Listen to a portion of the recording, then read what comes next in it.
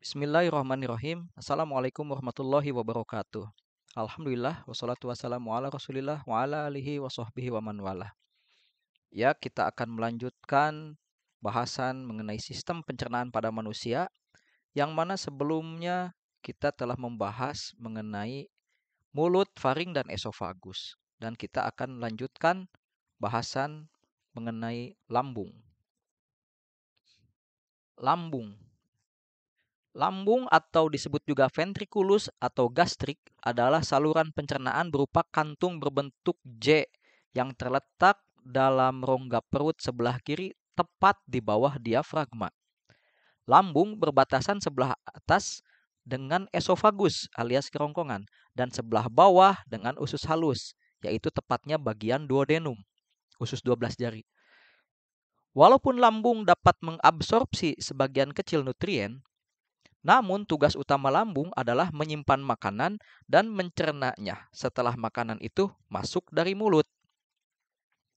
Bagaikan akordeon, lambung memiliki lipatan-lipatan dinding yang elastis sehingga mampu menampung sekitar 2 liter makanan dan cairan.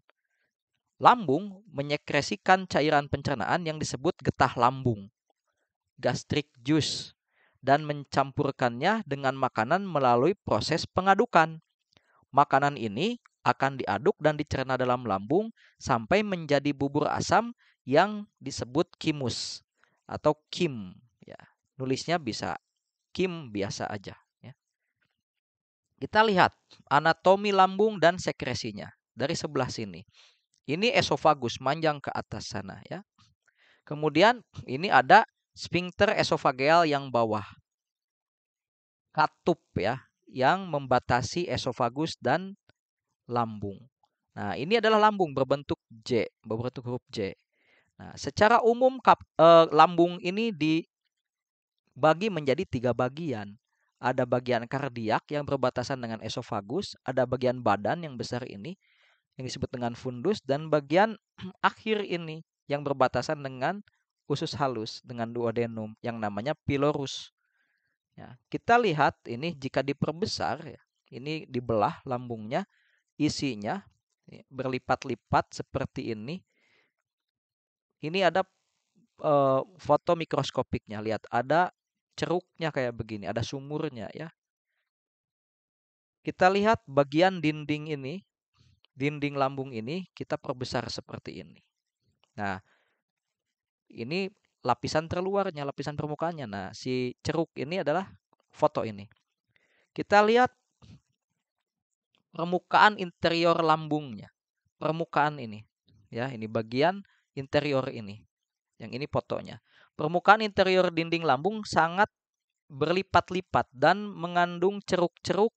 Ini ceruk-ceruk yang mengarah ke dalam saluran kelenjar lambung sini. Ya. Kelenjar lambung. Nah, ini adalah kelenjar lambung. Segini. Ya, ini kelenjar lambung.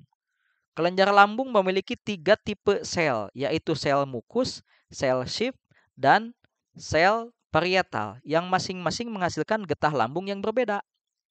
Ini sel mukus dilambangkan dengan warna merah ini ya, merah tua.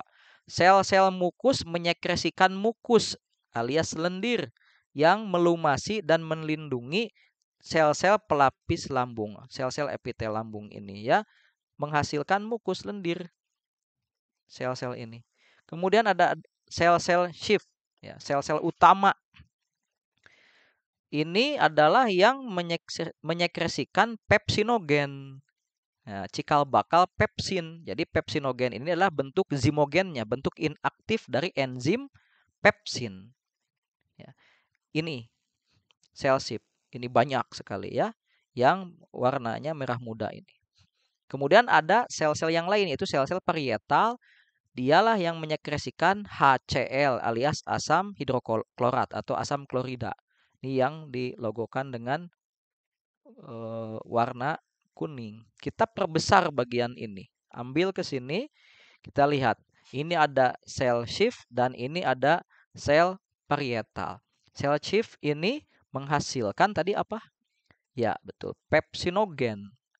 Ya, dia akan menyekresikan pepsinogen. Lihat, ini sama sel sheath semua, menghasilkan pepsinogen. Tapi pepsinogen ini belum aktif. Bentuk aktifnya adalah pepsin. Nah, si sel parietal ini ya, ini akan menghasilkan HCl. HCl ini ya gabungan dari ion H+ dan Cl-. Nah, HCl ini keluar nanti dia akan ya mengubah pepsinogen ini menjadi pepsin sehingga menjadi enzim aktif. Ya. Yang pertama ya, tahapannya pepsinogen dan HCl disekresikan ke dalam lumen lambung ya ke sini. Kemudian HCl akan mengubah pepsinogen menjadi pepsin HCl. Nah, kalau sudah terbentuk pepsin, pepsin yang ada nanti akan mengaktifasi lebih banyak pepsinogen. Jadi nggak usah mengandalkan lagi HCl. Kalau sudah ada pepsin yang terbentuk, nah pepsin yang awal terbentuk ini akan bisa mengubah pepsinogen menjadi pepsin yang lain. Seperti itu. Jadi reaksinya berantai ya. Nah, kemudian pepsin memulai pencernaan protein secara kimiawi. Jadi lambung ini untuk pencernaan protein utamanya. Baik. Kita lihat pencernaan kimiawi di lambung. Terdapat dua komponen penting dalam getah lambung yang berperan dalam pencernaan kimiawi, yaitu HCl tadi ya, asam klorida, dan pepsin. HCl merupakan asam kuat yang membuat pH lambung sangat asam, sekitar 2.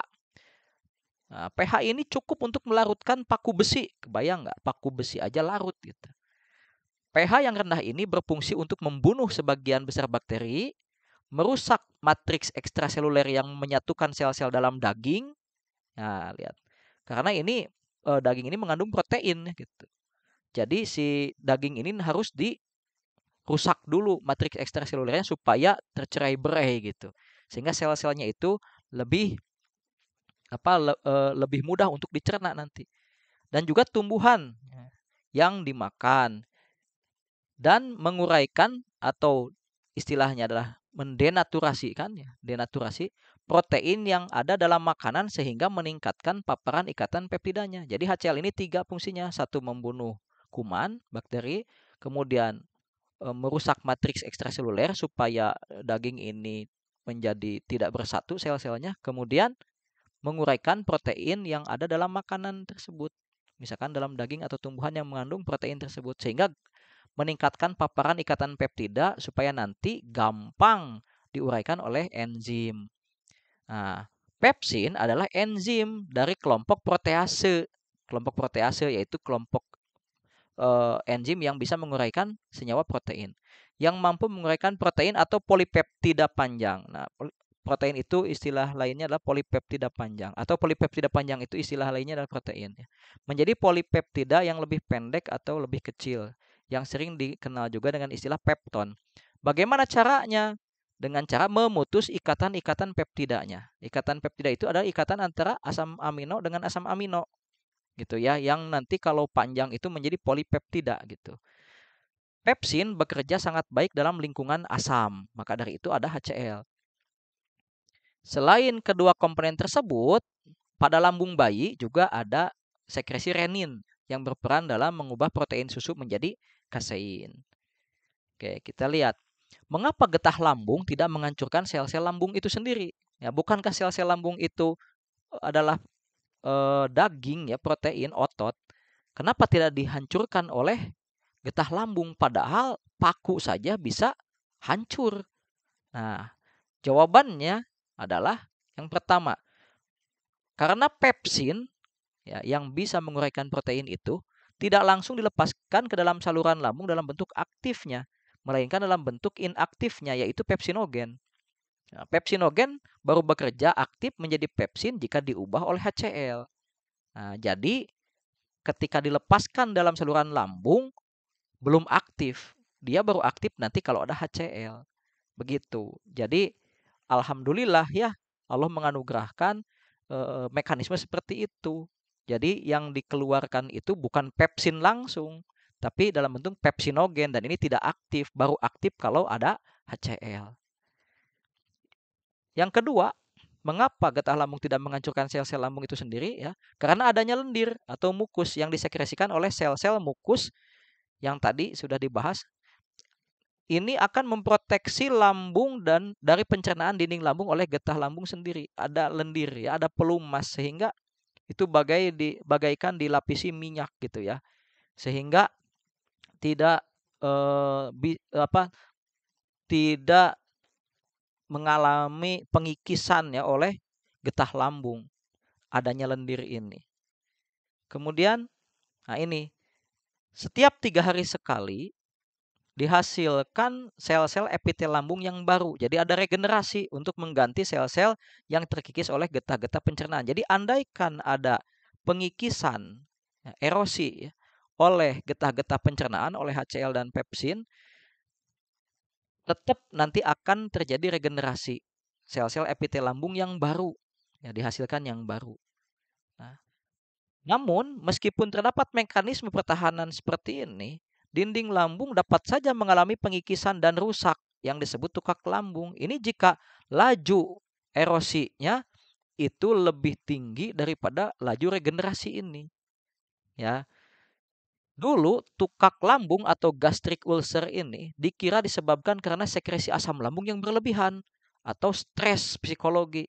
Jadi bisa disebut MAH misalkan. Namun Barry Marshall dan Robin Warren dari Australia, dia memenangkan Nobel ini ya tahun 2005 itu ya. Penelitiannya tahun 1982an kalau tidak salah ini ya.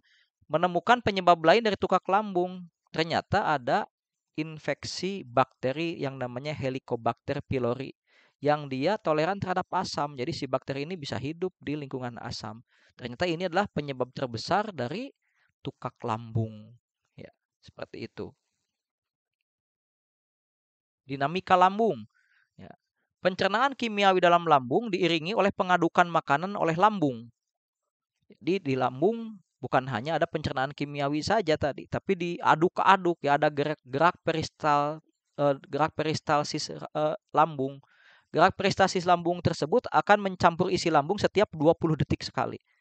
Itu akan diaduk terus. Akibat pencampuran dan kerja enzim lambung ini, makanan akan dibuat menjadi suatu bubur asam yang disebut chymus atau kim. Hampir sepanjang waktu, kedua katup lambung, baik itu sphincter esofageal dan juga sphincter pylorus, itu selalu tertutup. Jadi lambung itu tertutup, bagaikan wadah yang ditutup dua ujungnya ya. Ke arah esofagus dan ke arah usus halus itu ditutup sphincternya, katupnya. Nah, sphincter esofageal biasanya terbuka hanya pada saat bolus tiba ketika makanan akan masuk lambung. Namun kadang-kadang seseorang bisa mengalami refluks asam, yaitu aliran balik chymus dari lambung ke bagian bawah esofagus.